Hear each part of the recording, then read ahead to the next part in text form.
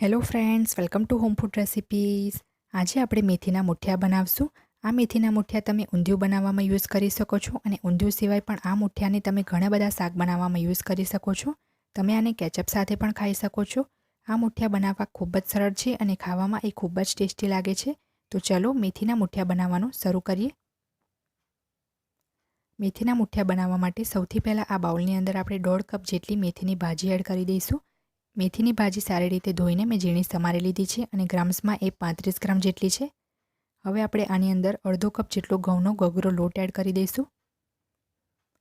હવે આપણે આની અંદર અડધો કપ જેટલો ઘઉંનો જે નોર્મલ આપણે રોજ રોટલી કરીએ છીએ એ લોટ એડ કરી દઈશું. અને આપણે અડધો કપ જેટલું આની અંદર બેસન એડ કરી દઈશું. બેસન પણ નોર્મલ જ છે, ગગરો નથી. ટોટલ ત્રણેય લોટ મળીને 1.5 કપ છે અને મેં ત્રણેય લોટ એક સમાન માત્રામાં લીધા છે. તમે આમાંથી કોઈ પણ લોટ વધારે ઓછો કરીને 1.5 કપ કરી શકો છો. હવે આપણે આની અંદર આદુ, લસણ અને લીલા મરચાંની પેસ્ટ એડ કરી દઈશું 1 મોટી ચમચી જેટલી. સફેદ તલ નાખીશું 1 મોટી ચમચી જેટલા.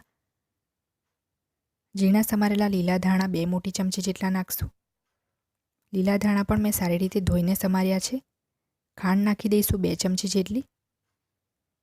1 ચમચી જેટલું લાલ મરચું અને 1 ચમચી જેટલું ધાણા જીરું પાવડર એડ કરી દઈશું. અડધી ચમચી જેટલી હળદર અને 1 ચમચી કે પછી સ્વાદ મુજબ આપણે મીઠું નાખીશું. હવે આપણે આની અંદર મોણ માટે તેલ નાખીશું 2 મોટી ચમચી જેટલું.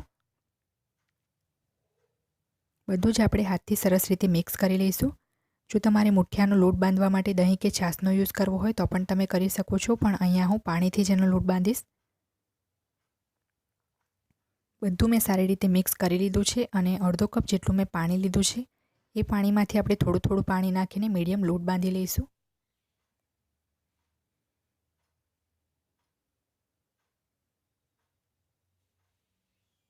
લોટ આપણે વધારે કઠણ કે વધારે સોફ્ટ નહીં બાંધીએ, મીડિયમ જ રાખશું.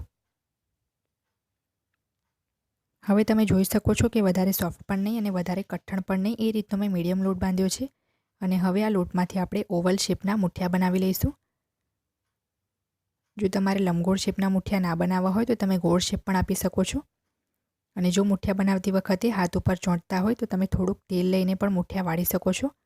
તો બધા જ મુઠિયા આપણે આ રીતે બનાવીને તૈયાર કરી લઈશું.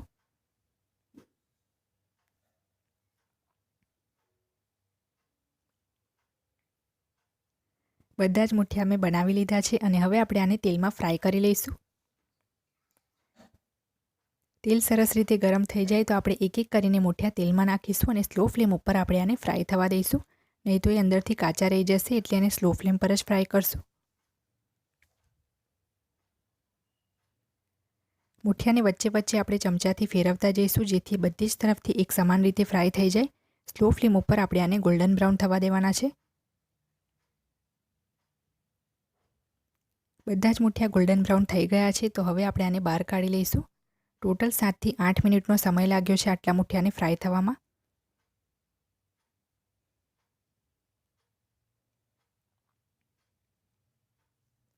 આ મુઠિયાને તમે એમનેમ પણ ચા સાથે કે કેચઅપ સાથે ખાઈ શકો છો, એ ખૂબ જ ટેસ્ટી લાગશે.